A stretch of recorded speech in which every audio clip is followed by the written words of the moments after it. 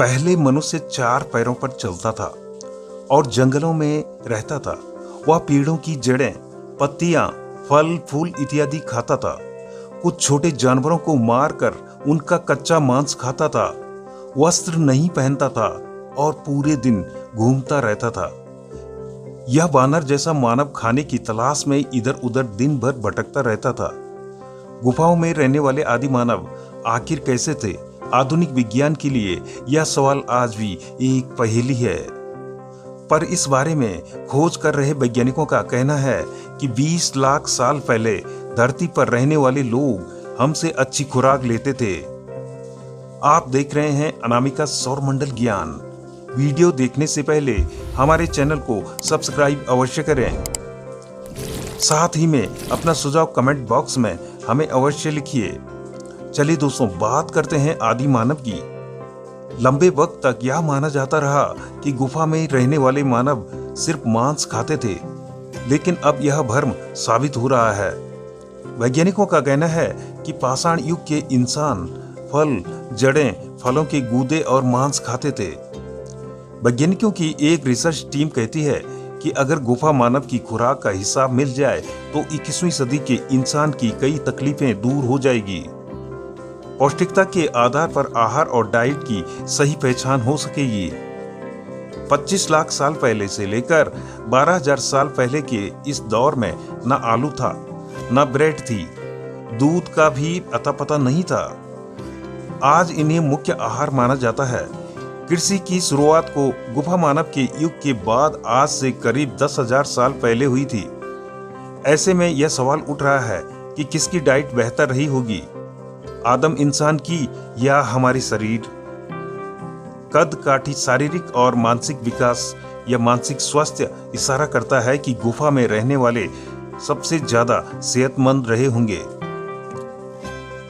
Unilever company के लिए शोध की अगुवाई कर रहे वैज्ञानिक डॉक्टर मार्क बेरी कहते हैं कि उनका उद्देश्य आज के लोगों के लिए सेहतमंद खुराक तैयार करना है। वह कहते हैं, पाषाण युग के आहार में कई तरह के पौधे शामिल थे। आज हम एक दिन ज्यादा से ज्यादा एक सब्जी या 5 फल खा सकते हैं। वे लोग एक दिन में 20 से 25 प्रकार की साग सब्जी खाया करते थे। आज हम फसलें उगाते हैं और वह हमारे भोजन का अहम हिस्सा है। वही शताब्दियों पुराने इंसान कार्बोहाइड्रेट कम वसा वाला खाना खाते थे। वह ज्यादा से ज्यादा साग सब्जियां खाते थे। अब सवाल उठता है कि स्वास्थ्य आहार कौन सा है? लंदन यूनिवर्सिटी में वंशानुगत बदलावों के प्रोफेसर मार्क थॉमस जी कहते हैं कि गुफा मानव की डाइट ज्यादा बेहतर थी।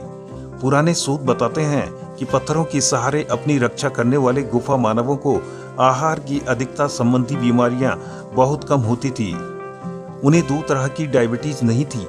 मोटापे का तो अता पता ही नहीं था। वैज्ञानिक दूध का उदाहरण देते हैं।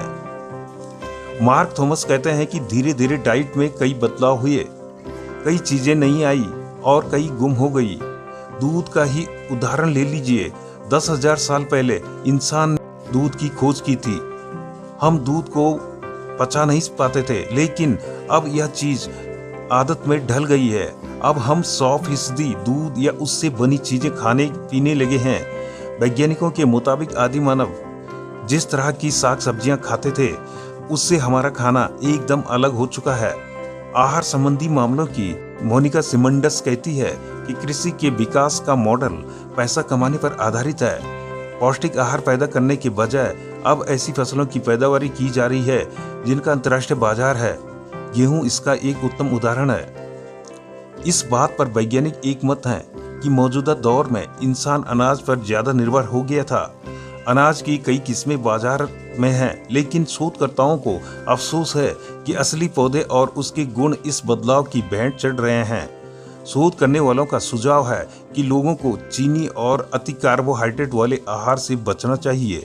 उनकी जगह ऐसी चीजों का इस्तेमाल करना चाहिए जिन्हें अनदेखा किया जा रहा है।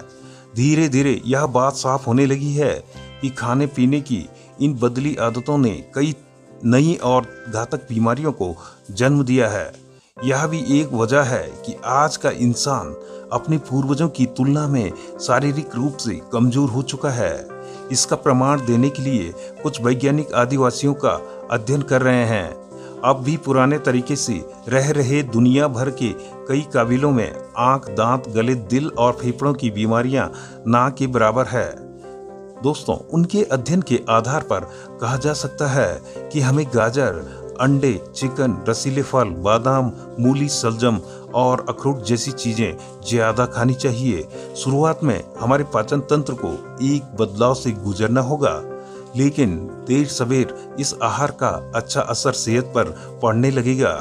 उनका खान पान हमसे कई गुना पोषक तत्वों से भरपूर था।